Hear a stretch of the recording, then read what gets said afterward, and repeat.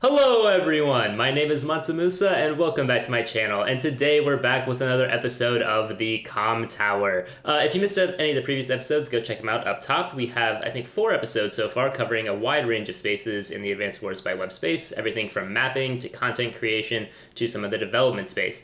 But today we have a very, very special guest, one of the most mysterious men in the entire Advanced Wars by Web space, a legend in his own right. Everyone give it up for JTQWN.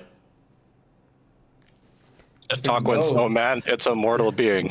Yeah, multiple men in a way. I know you're known for having a bunch of different alts, and we'll get into that with all the questions that we have planned. But I just kind of wanted to start off, and maybe a little bit more of a complicated question for you in specific, but just kind of what was your origin story, Jay Talkwin, both getting into Advanced Wars in general, and then also the Advanced Wars by Web space, both with your main account and all the other ones that you have. Yes, Jataquin always was, and Jataquin always is. There since the beginning of time. They are not main accounts, but extensions of something greater. Yeah. What was your first experience with Advanced Wars? Did you play the cartridge games growing up, or? Jataquin was the cartridge. Everything in the beginning. It was first the JTQWN and then came... And then Advanced Wars? Yes. When did you, or when did JTQWN find out about Advanced Wars by Web? There were content creators that came to Jataquin's purview. And that was its entrance into the mortal realm. Into the space. So a couple years ago. Like, not like Walker old, right? Not like 2005, but maybe like 2020, maybe? Jataquin speaks in moons, not mortal years, but we suppose that is the equivalent. Well, how many moons is 2021, perhaps? Many moons. Many.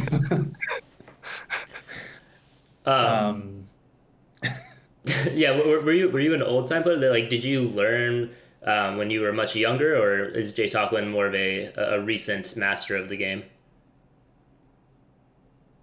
The Jataquin was always very strong. Always strong.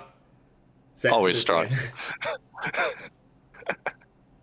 Well, yeah, I think let's get right into it. So obviously we want to talk a little bit about all the different alt accounts that JTQWN has, because that is perhaps what he is most well known for. I just off the rip. So you have the core JTQWN alts, and then we have the, like, I'll say for fun JTQWN alts, which are more just kind of not necessarily serious accounts, but just more little jokes about the community in some ways. The first question. What? Like the hand, like the challenge ones? Yeah. So you have the challenge ones, the hand, the mouth, the eyes. Those are what I would consider like the core JTQWN alts. And then JTQWN, which I know was just recently added for the match against KillMeFirst, which we will also get into later in this episode. But then you have, I know, other alt accounts. I think there's like Subway Slop Incorporated, which is definitely, I think, a Dj's fan account. You have mansamusaytreplays, which I believe is me. You have Happy Snack for Humita. There's a bunch of different fun ones as well. The first question was just going to be, what is your favorite alt account of the main core JTQWN ones? And then what is your favorite one of the more for fun ones?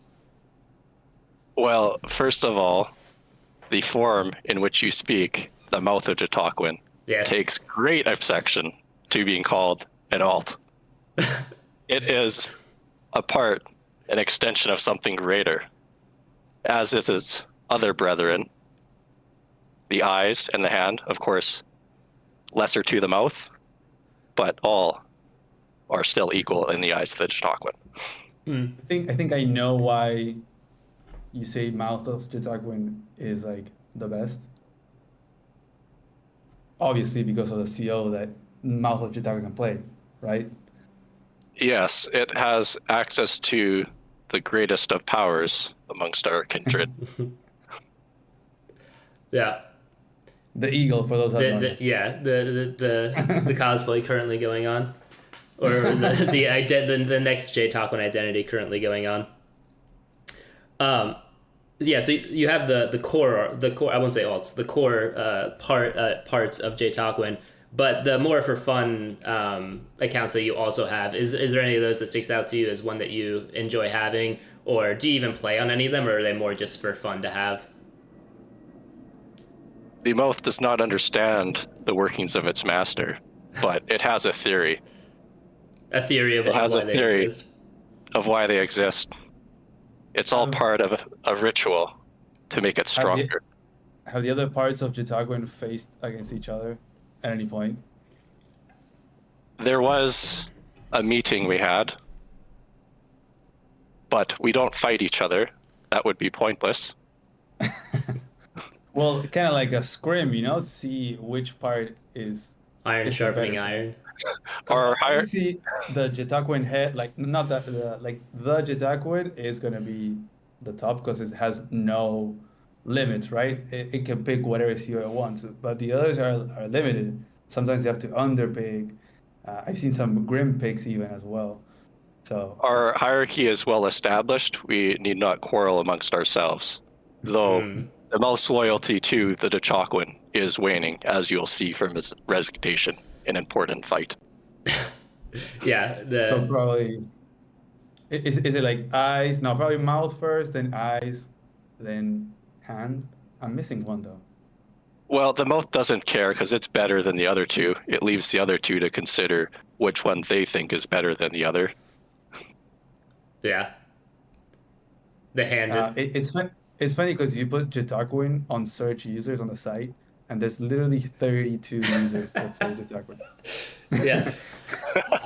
I wonder how many of those are actual JTQWN accounts. I know there's a bunch of JTQWN fan accounts as well that exist. Yeah. That's hilarious. Kind of going off this point, is there an account that you have that people would not know about? One that is a little bit lesser known that you're keeping away in kind of a secret corner? A secret JTQWN. There is an organization. Oh yeah. As we would call it, the Stealth Fighter Association, which has its presidency and its memberships. It's always looking to add new members, always watching. Okay. If it sees someone purchase a stealth fighter, they're usually sent an invitational message. JTQWN is sure that Sheki knows what JTQWN's talking about. Gotcha. I know Sheki. Yeah. It's a good player. Going off this too, this is another thing that I've seen in the videos I think people would be curious about, which is the council of JTQWN. Famously, I think that has about 20 to 25 members, or at least those shown in the video. But what can you tell the people about the council of JTQWN? What is its role, and what does it mean to be a part of it? If one has to ask, they won't understand the answer. But JTQWN can assure that MansaMusa and Happy Snack, as esteemed members of the JTQWN Council, are well familiar of its inner workings. Okay. Yeah. I'm not sure that I know the inner workings, but I'll take your word for that. Perhaps Happy Snack forgets the discussions after the meeting has occurred. Gotta write down some more notes.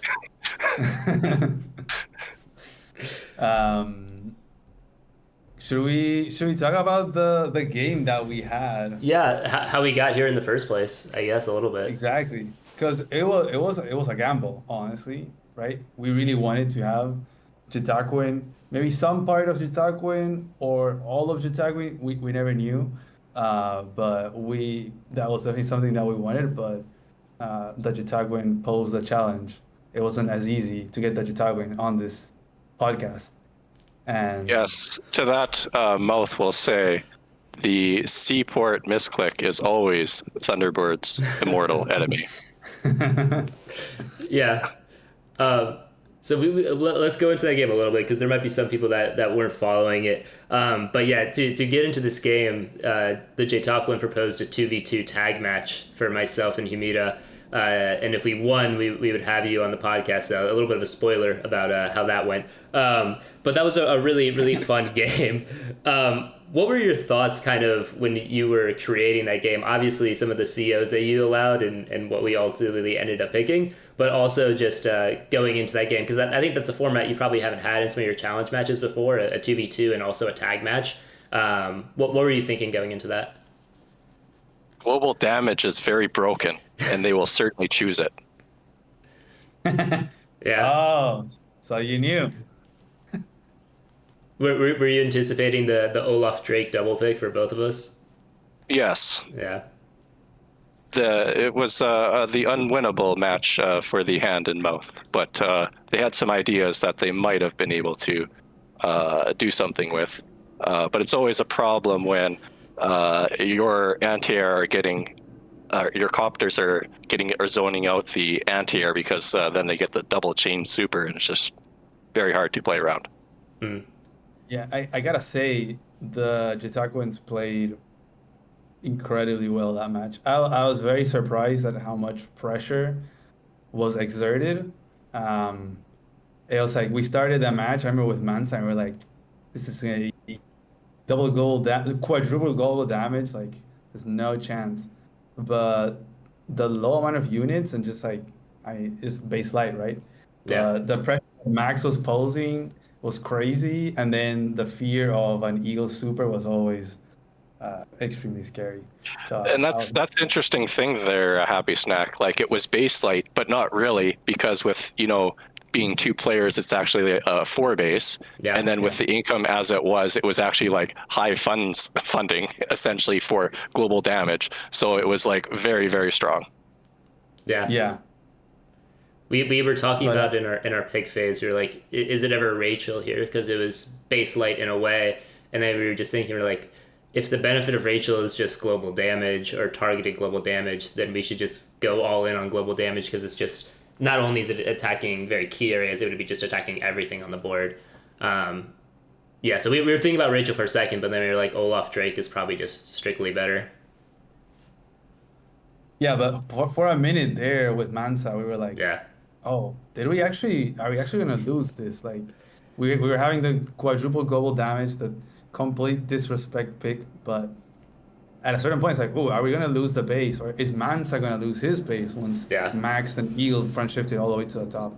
But by that time, global damage was already charged, and it was gonna be like the sweep. It was like winter and rain and winter again and rain is gonna be disastrous. Yes, if MansaMusa did not get the Olaf super on the turn that he did, there was going to be some problems there. Yeah, I was definitely a threat. Mouth of JTQWN is very sure hand regrets putting the medium tank in range of where the tank and anti-air could sack into it. Yeah. What does JTQWN think of the T-copter plays? that early T-copter. If it works, it works. There were some funny tactics with that T-copter. I'm not sure if it was worth it, but we were just like, oh, it's kind of cool though, so like maybe it's worth it just because it's cool. Get the style points. Yeah. And also, I'm planning on covering that game, so hopefully this video will come out actually after my coverage of that game itself, so people will have some context for what we're talking about. But if it's being released after this video, you're looking forward to a very entertaining game. The strategy throughout that entire thing was so interesting as well, because we were talking about it, and the way you were committing onto Humita's one base in the bottom right, we were like, oh, man, we're not sure if this is going to work out for you. Like this, I think it's better for us because everything was in one base range and the battle copters and everything flooding in. And then he just front shifted everything away before he could get the superpower. And I was like, oh no, we're actually in a lot of danger right now because Max has his cop available for him, and we don't have either of our superpowers available now. And now suddenly I'm the one under threat, and it was very, very scary for a lot of turns there. And if it wasn't both me getting the superpower and then also the misclick of the lander by, I think we probably would have lost that game just in the position that we were in.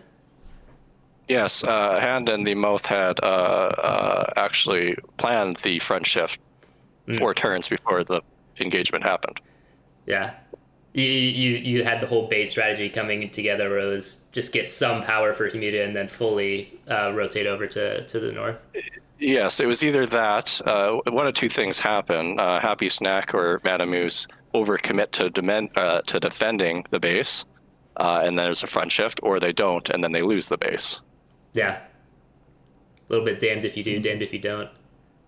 It was crazy because there was double towers for everyone, but the max stats with double tower on next to shoals and stuff, it was ridiculous. It was very hard to get positive engagements there on that lower right area. It was a very big map, though, so Chautauquan will say it was tough to front shift. In the sense that it took many turns to move one army from a southern corner to even just the center. Yeah. So I guess that kind of leads me to a question that how do you, because this is not the first map you've made, but it's also I think that was the first match that was ever played on that map, if I'm not wrong. But it felt like a pretty solid map for the type that it is, like a 2v2 standard. How do you look at map design, and do you do a lot of maps? Like how much are you into that? Because it looked like very, very well done in a lot of balance aspects. Well, a 2v2 map is balanced a bit differently than a 1v1 map, and it's also certainly balanced a bit differently than the Slime Fest deathmatch. Not too usual 1v1 balancing tank, tank chain, like first tank, second tank, third tank kind of order for those types of maps. For a 2v2, how you balance it, a bit tricky because there's not a lot of maps like that. Certainly not competitive maps, but one just got to use their experience. Chautauquan thinks when trying to balance it, and was it even balanced is another question.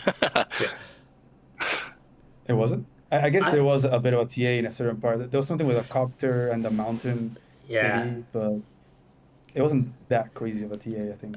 I think I messed up a little bit of my early capture phase, but we were looking at it. It might be me messing up. It might be turn advantage, but the fully surrounded mountain city near the northeast for me, there was definitely a point where I was like, I have to abandon a capture chain to get that city, because if I don't, then your battlecopter could come in and like permanently deny me from ever getting it.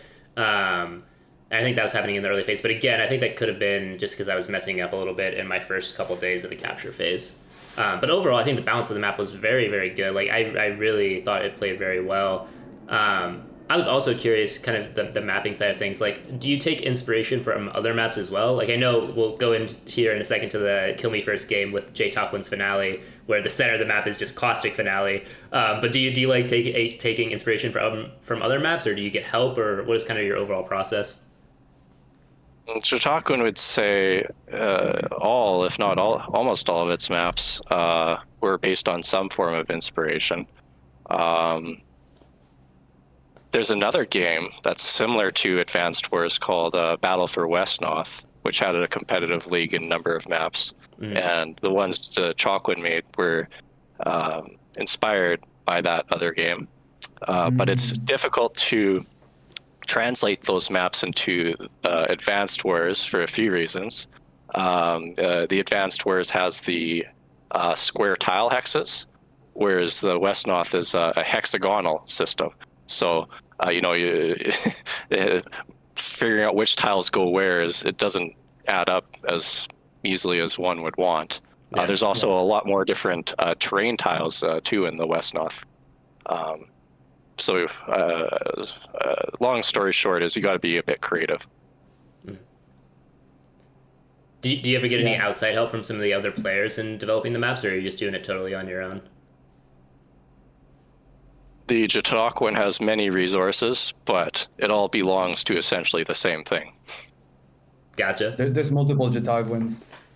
All hoping out. Yeah.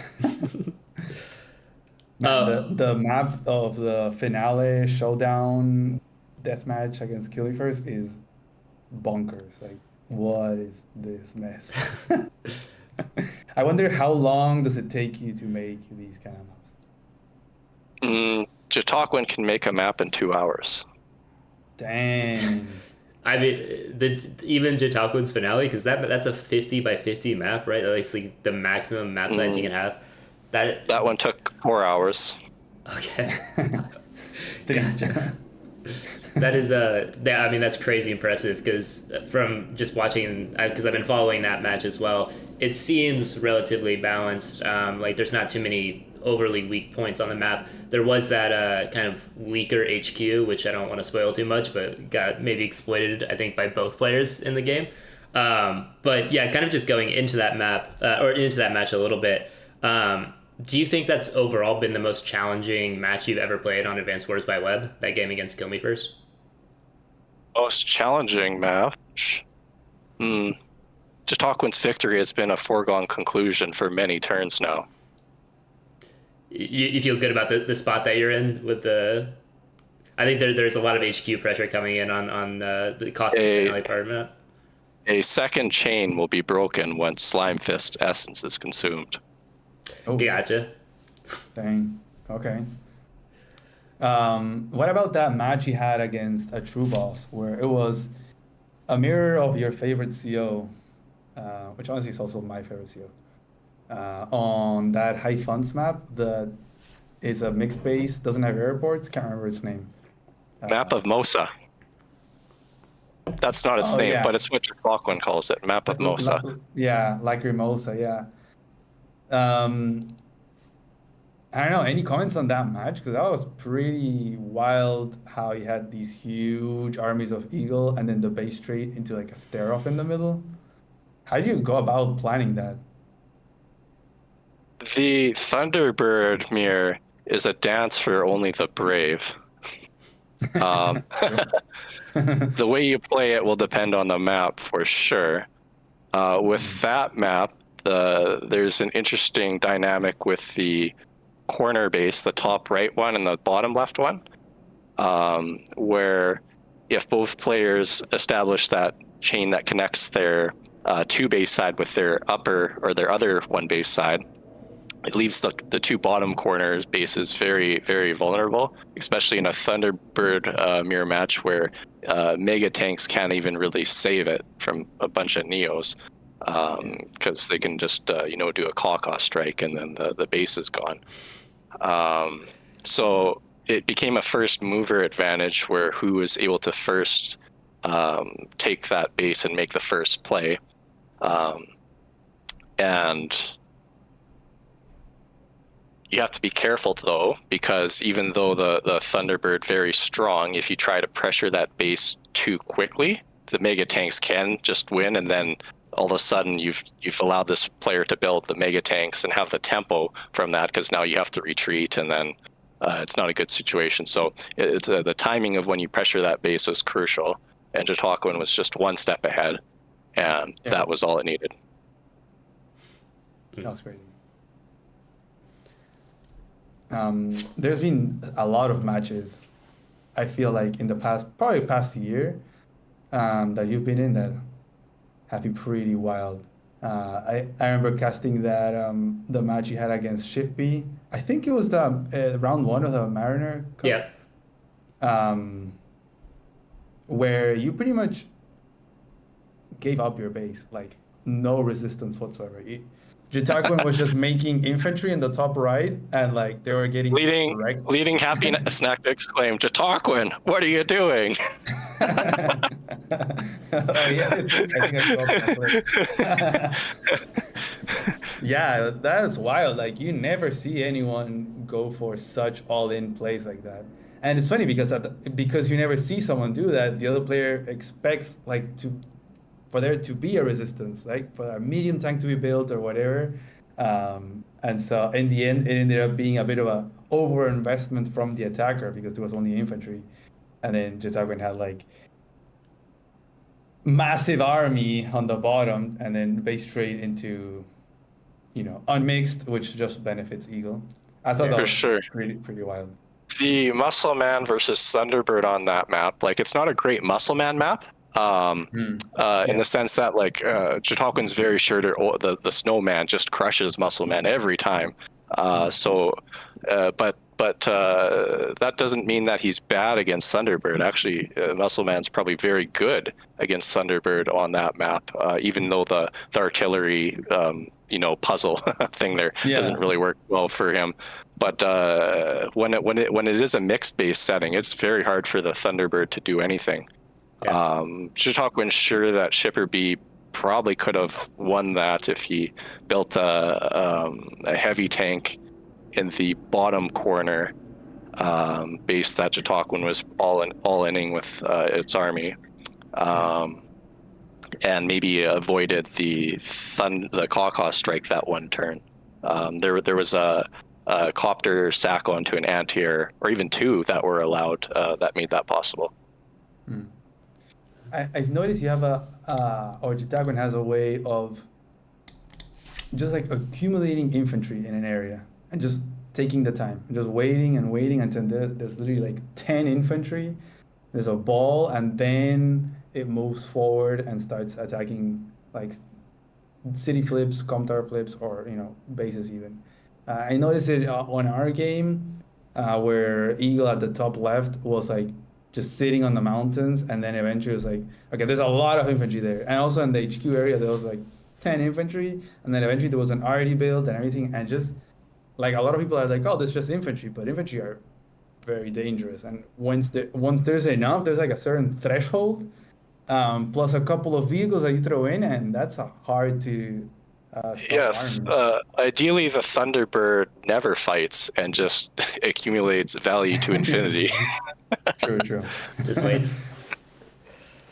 Yeah. True. Kind of going into that a little bit with Eagle, with Thunderbird. I think you're probably definitively, at least from what I've seen, like the best Eagle I've seen on the site in terms of the plays and the matches that I've seen. What is, for people who haven't reached that mastery yet, what is the secret to playing a good Eagle? I know obviously it depends a little bit on the map, but just some of the philosophies that you think work best for him. The important thing is to not treat the Thunderbird the same as you would another CO, like a Kindle or an aggressive CO where, you're trying to keep on par with income or get an income advantage. The Thunderbird really doesn't mind falling behind a bit on the income. The amount you can fall behind depends on the map and the matchup. Not sure if there's a lot of high funds enthusiasts here, but like if you're fighting something like Sensei, you can afford to be down like over 10K and still be in a very good spot if you're avoiding fighting and you're delaying powers. And that's another part of the Thunderbird too, is the power management. Just delaying your opponent from getting their power spikes with their CO powers or supers as long as possible. And ideally getting your super first, if you can, is usually the right direction to go with the Thunderbird. Yeah. People like to say that like anti-air or copters are Thunderbird's best unit, but Chautauquan thinks it's the artillery. Build the artillery, you discourage combat from happening, get that nice high army values, Caw strike. Move and shoot. Just guess. That kind of reminded me of that game you had also from the Mariner Cup. This was round 2 against the Sasha. So tier 1, Eagle against Sasha on Blood on My Hands. And how I think Chautauquan was down on income, but it wasn't that significant. Like it was maybe like 1 or 2 cities. Well, I guess Sasha was like 4 or 5K. But how Sasha was like eating the whole map, and just like Eagle was just like holding back. You're making battleship and everything. Like, how do you have the patience to? It also reminds me of this game on Caustic Finale a while back, a couple of years ago.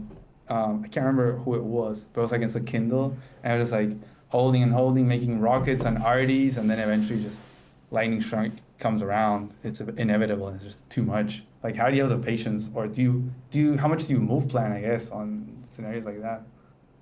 Well, patience is a concept that Chautauquan's not familiar with. It implies the concept of time, which Chautauquan has infinite of. Okay. But it's more Jataquin enjoys seeing its unit value increase and increase, and so patience is never a consideration. So much as the despair of its opponent. Does Jataquin use move planner?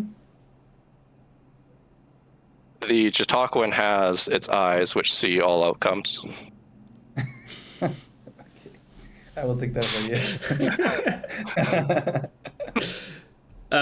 as so I know we talked about this a little bit earlier, or when you were talking about Eagle and high funds. I think most people would know you as kind of a high funds player. I know you play everything, but relatively the most dominant in high funds. Is that your favorite game mode, or is that just where you get to play Eagle the most? So it's just where you're most dominant. The high funds is the best game mode Jataquin thinks. It allows units that one cannot usually build in standard funds to actually be buildable in the high funds. Like you'll see missiles and cruisers. Sometimes they're actually good in that format, which is always fun. There's just too much infantry in standard, and what's the fun if you can't see the map in fog? Right. That's always been my argument against fog. Damn, the fog slander. Oh, I see you've actually played a couple of games of fog on the Global League, but then you eventually just stopped. Oh, yes. There is no torch of Jataquin. new alt when you try to get a number 1 rank in all formats, that'll be the next alt created. Going kind of switching gears a little bit into the content creation space, because obviously we're doing the podcast and whatnot, but you also have an amazing series of your own videos that you have put out over time. What is kind of your creativity style when you're making these videos? What goes through your mind when you make some of your edits in your videos? Because they're by far some of the funniest that I've seen in the Advanced Wars by Webspace. That's an interesting take. Jataquin has always had a hard time explaining madness, but Jataquin's happy to see that MansaMusa still has some semblance of sanity after viewing that.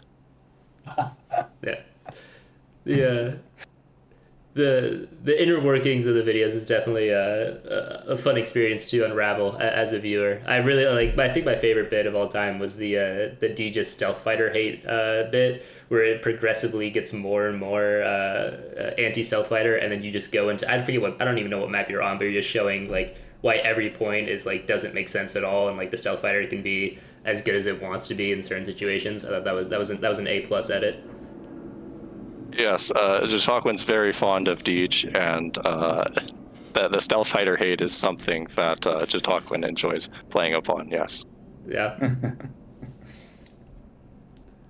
Wow, I was gonna ask something. Oh, it slipped my mind. Oh, go ahead.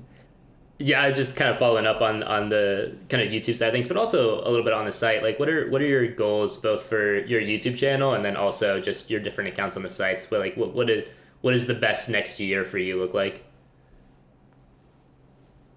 The best outcome is all 7 chains are broken and the Jataquin is released. Nothing else matters. So how are the chains broken? 1 so far, but 2. No, how? Soon. How are the chains supposed to beat all the Jataquins? A few ways they can be broken. Okay. One way is to challenge Jataquin in a death match and lose. Another is to choose as your reward for defeating all 4 Jataquins to break a chain. Another is Jataquin can sacrifice a tournament trophy to break a chain. Oh, wow. And if there are no people challenging Jataquin, the Jataquin is free to conduct its own way of breaking a chain if there's no challenges in too long of a period of time. And each chain is a limitation of a CO? Yeah. Pick? Yes, and also it binds something that should not be released. What happens when all the chains get broken? Do we find out, Happy Stack? This is the ultimate form is released. Not even Voice of Akasha can save you then. Oh, Jataquin Voice of Akasha would be. I would cast that one. Nice. The chain that was released, that was a deathmatch reward, right? Someone beat the Jataquins in a match and chose to release a chain. Yeah, it's that one guy with the Mario hat. Doomsday, yeah. Yeah, that guy. Beat all the Jitaran forms? Doomsday beat all the forms, that is correct. But maybe that's what Chautauquan wanted all along. Just trying to release another chain. And just to get the lore out there correct, the deathmatch against KillMeFirst, that's because KillMeFirst also beat all the forms of Jitaran, right? Yes, Slime Fist had defeated all forms of Chautauquan, and he chose a deathmatch. Chautauquan won't provide any. Well, this will be a bit of a spoiler, but there's another deathmatch lined up after Slime Fists. Ooh. Oh wow. Chautauquan won't say who, but Chautauquan's sure some people are aware who that is. Okay. Gotcha. Not sure that I know. But what happens if KillMeFirst beats all the Jitaguans on the deathmatch? Well, they're all destroyed, but it's a moot point. Yeah. The game, I think, is looking, if not 100% for you, it's looking very, very good for you. But it was scary. There was definitely, it was not without some challenges, I would say, in that match. But there was multiple different HQ threats I think were going on in that match at different times, and I think it's looking pretty much like lost for KillMeFirst. But yeah, definitely a very exciting match. Slime Fist needed to capture a lab many turns ago. Without the lab capture, you'll see he's running into some problems. Yeah. Because one should know there are some unit restrictions based on labs on that map. Like you need a lab to build a mega tank or a neo tank or a bomber and stuff like that. Gotcha. And coming to defense of that HQ in the center is going to be very hard without any of that. Yes, and there's another HQ under threat too, but even if one has a lot of extra funding, just building medium tanks just doesn't allow you to utilize that extra funds or bases as well as you need to. Yeah. Yeah, I'm seeing the match right now. I hadn't noticed. It's looking dicey, not gonna lie. Oh yeah, Slime Fist can't even build battleships either. That's the other funny thing. Ooh. You need a lab for that. So that was a big problem for him. Yeah. Dang. That was something in our match that we were talking about too. It didn't end up mattering, but we were looking at the lab units and figuring out like, okay, how do we make sure that we get labs in our match? And we were like, we have such good plans. And then it ended up being that only Humita got his lab, and I never was able to get a lab. But I guess it didn't end up mattering too much. The superpower kind of saved us from all those problems that were coming down the line. Yeah, and the income wasn't that high to make a neo tank or a bomber. Max had a lot of income. Max did have a lot of income. Yeah, Max was bullying us out of all the income on the map. Yeah. That was gonna be scary seeing some Max bomber or neo tank because those things are hard to stop. Yeah. Muscle Man, some of the best bombers in the game. Yeah, for sure. Truly. I guess I wanted to ask JTQWN, and this can be any form of JTQWN. What was the toughest match ever faced? Like against what player and what map was it? Toughest match. JTQWN has played thousands upon thousands of matches. The toughest match.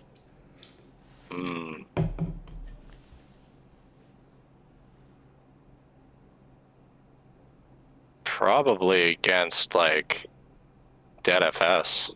Yeah, that guy's good. Yeah, DeadFS is insane. I guess the follow-up question was going to be who was the player that you would dread the most to play against? Is that DeadFS, or do you have another one on mind? I have another question. Dread? No, JTQWN always wants to fight the strongest opponents. Oh, okay. Looking forward to it. Yes, looking forward to fighting the strongest would be the way JTQWN would phrase the question. Who does JTQWN look forward the most to fighting? Wait, what? Yeah. Who do you look most forward to fighting? Yes, probably Voice of Akasha, but DeadFS, very, very fun. Rip, as we call him, the Reaper, always a pleasure. You have an active game against him right now, don't you? I think I saw that on one of either the hand or the mouth. There was a game going on against Rip, right? He bested the hand. He bested but, the hand. Remains to be seen if he is appetite to fight a stronger form of JTQWN. Gotcha. So, what does JTQWN think of live gaming? Is any form of Live gaming. JTQWN comfortable with live gaming? You know, See, 5+2. the problem with the live gaming, JTQWN has a very loose connection here with only 2 chains or 1 chain broken. So we're not always really here in the same time sense as the mortal person. So it'd be hard to expect JTQWN to be in the same place 2 hours, for example. Yes, we might vanish before the match ends. Like a stealth, okay. Would we ever see JTQWN play in a live tournament? Attempt? Yes, maybe when more chains are broken. Okay. Look forward to the future. That'd be nice. Yeah. I'm kind of curious, just based on that previous topic though, like who is your Mount Rushmore of top players? Because I always have my list, but I'm always curious to hear what other people like. Who would you rank as the top very 4? top of the top? Yeah. You have the tier list, right? Core. A tier list. JTQWN didn't make a tier list. That was the Starface's tier list. You're right. That was Starflash's tier list.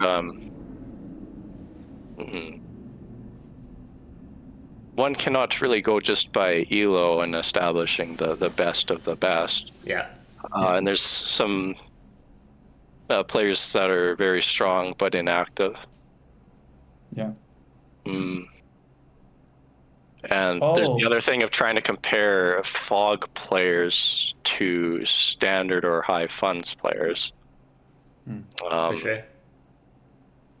So something like a Lugatua, a very, very good fog player, but JTQWN finds it easier just to consider who's maybe the best standard or high funds players. Yeah.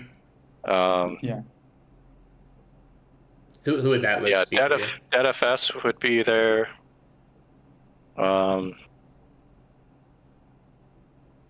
See, like Law 90, very good at standard. Not sure about high funds, though. But probably up there. Rip up there. Probably Akasha. Doomsday is better than a lot of people think he is. Yeah, he's pretty good. Maybe Iggy if he ever comes back. You know who JTQWN refers to when he talks about Iggy? No. Is it Nagi? Oh. No, not Double Nagi. JTQWN adores Double Nagi, but he is not a top 4 player.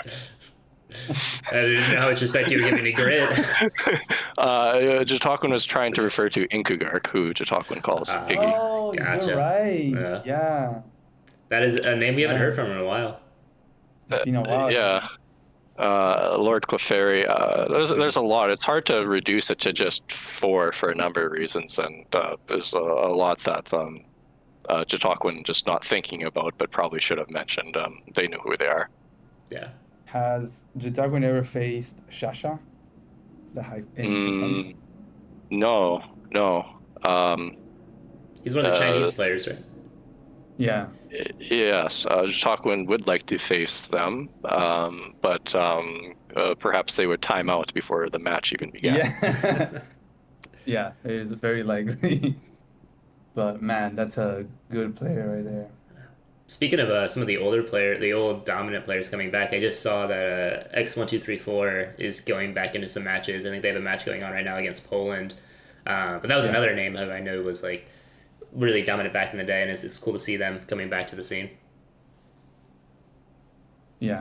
Poland, yeah. Yeah, Momo. Do you want to go right into community questions, or do you have anything else that you wanted to? I know. I think that was it. The live I wanted to ask, but it seems like JTQWN doesn't like live. Doesn't feel comfortable with a live. Until someone changes comfortable. PvP. To be fair, there's a lot of async, very strong players that don't feel comfortable in live. Like you have Lord of Clefairy and Rib, even Lawrence, for example, they're all very strong, but they don't feel comfortable in live. So it's understandable. I know sometimes The happy snack is putting words into Mouth's mouth. He never said he wasn't comfortable with the live. There was a different explanation, which happy snack doesn't seem to have accepted. Okay, just needed a couple of chains released. Yeah. It's for the good of the other live gamers. It's giving the other live gamers time to train. Now you're speaking JTQWN's tongue.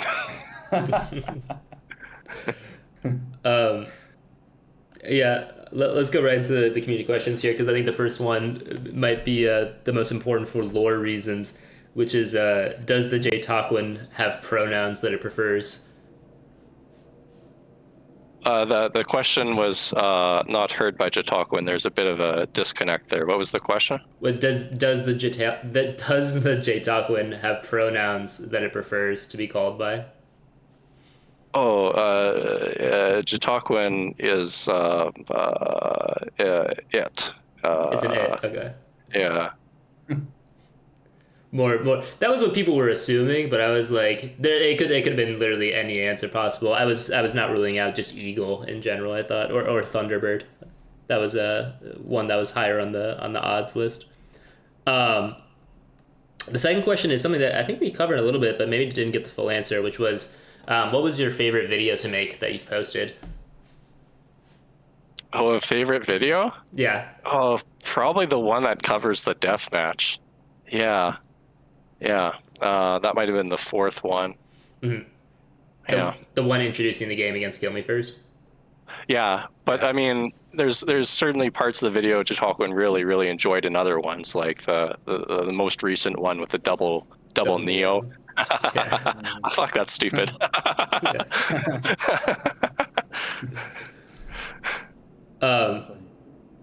Next, we had what were your hobbies? Do you have any hobbies that you enjoy outside of Advanced Wars by Web? The JTQWN is known to run very far, very poorly. Like doing some cross country, like 10K maybe, 20K. Yeah, the JTQWN goes for a J. For a J. Goes for a jog. Yeah. I love having I like being the translator here between JTQWNese and English. This is actually a very important one, which is do you have a schedule for the next JTQWN vid, or is it just as it is needed? Oh, usually when something important happens within importance measured by what matters to the JTQWN, and that would be Slimefist defeat. So one can expect a video shortly following that. Gotcha. Nice. That'll be nice. And we have two coming. The two last ones here. So we have, what is the favorite nickname you've given someone? Well, Slimefist is probably one of JTQWN's favorites, but JTQWN also likes MansaMusa and Happy Snack, Double Noggy, referring to Izanagi. Lizard Joe, I don't know if you've ever heard of Big Joe, but he's got that profile pic with a thinking lizard. Lizard Joe brings JTQWN a big smile. So many others too. Treasure chest, a chest, have it shake. This is maybe JTQWN's favorite. Fast math, referring to Math Blitz. No, Math Blitz. But Master of Sonya. Sonya the Superior. Yes. Where does Slimefist come from? Why is it slime? Because he always picks the yellow comet. Always picks the yellow comet, the most slimiest adder picker. But his name looks like Slimefist if you don't really read it. You're I mean, if you're not looking at the name, a little bit under the influence, you're just scrolling by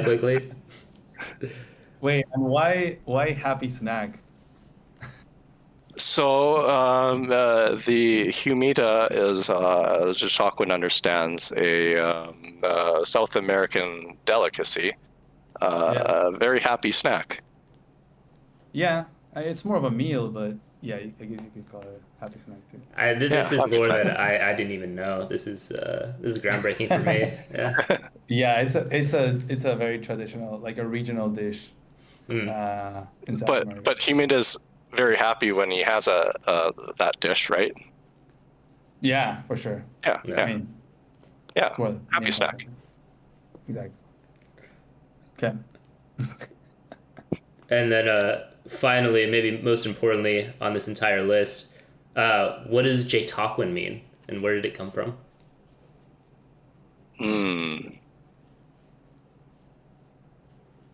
JTQWN is the pause between thoughts, the shape that your shadow forgets. It was never born, yet it remembers you, MansaMusa. Only slightly terrifying. Interesting. We'll see what the council has to say about these answers coming out, the lore that's being released here.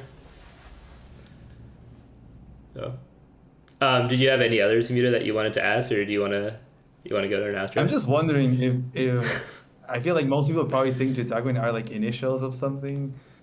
I don't know. Maybe it's some character from somewhere, or maybe it truly is like. Well, JTQWN would say this. Like a hand, like a slam on the keyboard, and. JTQWN would be much less cryptic with its answers if someone would choose knowledge of all things JTQWN, but or defeating for JTQWN's. But it seems others are more interested in JTQWN's destruction than knowing about JTQWN. Or JTQWN's artistic skills. Yes. Some of my favorite rewards have been those ones, the drawings that have come out, and the videos, but I like those choices that people have made. Yeah, I think we'll go to an outro here. We wanted to give you just an opportunity, though, JTQWN, if you wanted to plug anything coming up. Obviously, the video will be releasing soon with KillMeFirst, depending on how that matches goes and how long that'll take. But is there anything else that you've got going on that you would want the people of the podcast to know about? JTQWN would share that if all chains are broken, there will be something very good. To encourage some more challengers to face the JTQWN. Yes. Content? Yeah. More than just content, something that transcends that. Yes. A tournament? JTQWN tournament? Think bigger. JTQWN in-person event. No, but you're thinking bigger, yes. A stealth. JTQWN is happy to see that he has captured Happy Snack's imagination. we'll let the comment section keep on theorizing and go from there. See if someone guesses. Yeah. All right. Until then, yeah. Thank you so much, everyone, for watching. My name is MansaMusa, and check out all the other episodes of the Comm Tower podcast linked up top. And yeah, have a great day. All right. Bye, guys. This has to be the weirdest episode we've ever done.